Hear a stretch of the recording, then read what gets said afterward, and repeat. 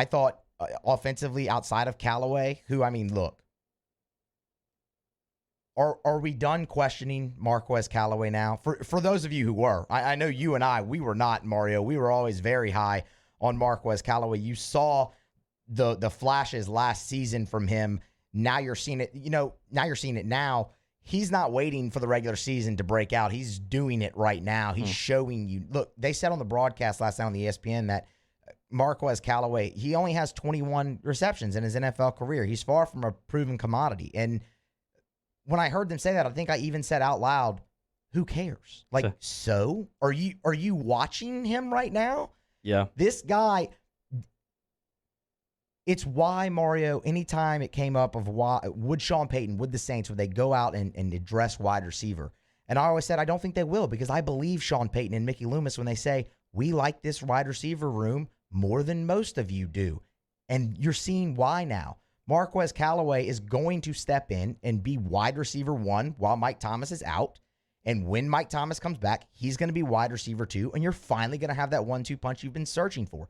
That's why they liked the room so much, because they knew they had their 1-2 punch already. Yeah. And that probably factors into some of the reason they were so frustrated with Michael Thomas and the whole surgery thing. For sure, as they should be.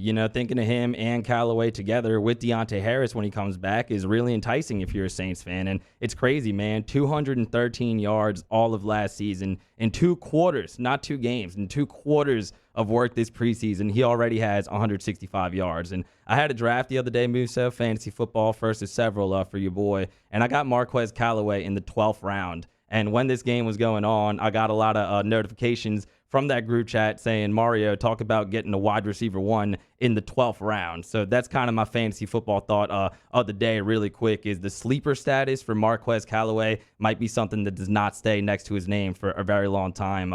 Right now in most leagues, he's like around 55 wide receiver, 55th ranked wide receiver, and that's definitely going to go up. This guy can definitely play. You've seen it against really good cornerbacks on the Ravens, and following up this game against the Jaguars. He is going to be a factor for the Saints this season and also in fantasy football. Yeah, I don't think he'll be taken in the 12th round in many more fantasy drafts, at least the ones that are still left to take place in certain people's leagues.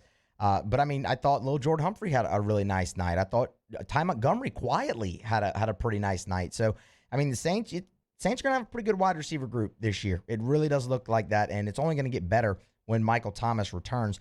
Defensively, real quick, Mario, before we break, a couple guys who stood out. Number 1, Ken Crawley. Ken Crawley had a really nice night last night, and, it is looking more and more like he might end up being a starter opposite Marshawn Lattimore, if not him, Paulson Adebo. And I thought Paulson Adebo kind of built off of what he did, or at least kept steady in his progression there. It's still going to take him a little while, but I thought he played well. Defensive line wise, Marcus Davenport, he was so close on a couple of occasions, Mario, great game, to getting home, but played a great game, was constantly in the backfield, constantly creating havoc. And then Jalen Dalton, that's a name we've heard a lot throughout camp. And you kind of saw why last night, really, for the first time. Got the sack on Trevor Lawrence. He got in the way of a pass that was intended for a running back. He was in the backfield a couple different times. I think he ended up with about 4 or 5 tackles total on the night, including that sack.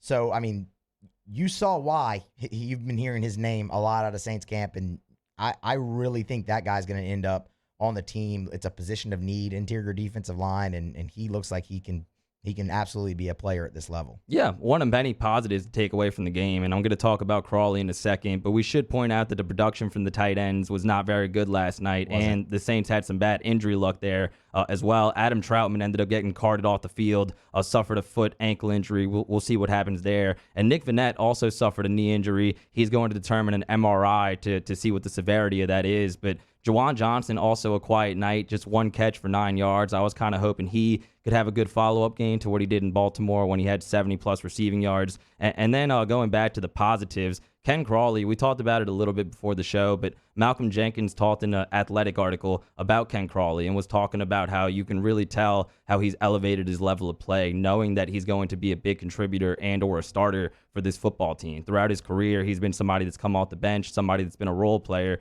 but knowing that he's going to be counted on by the Saints team has apparently put a little pep in Ken Crawley's step. And we saw it in training camp. It's really nice to see it now translating to the preseason games. And before we break, we had to talk about Tony Jones, man. Another good night. On the broadcast last night, the Monday Night Football producers, or the broadcasters, excuse me, I'm sure the producers as well, were talking about being in the production meeting, and Sean Payton telling them that if you're asking me today, my number 2 running back is Tony Jones, ahead of Latavius Murray. And Tony's been playing awesome both the games. Obviously, really good follow-up game last night, but that obviously speaks a lot to Latavius Murray and his struggles a little bit as well. He's somebody that has been the focus of the offseason because he's made a lot of comments about wanting to have an expanded role and possibly more carries. And, I mean, Tony Jones is running like he is trying to take someone's job right now. And you listen to Sean Payton, then it might be Latavius Murray. I still think Murray's got a spot on this team, but Tony Jones definitely making his presence felt. Another really good night last night for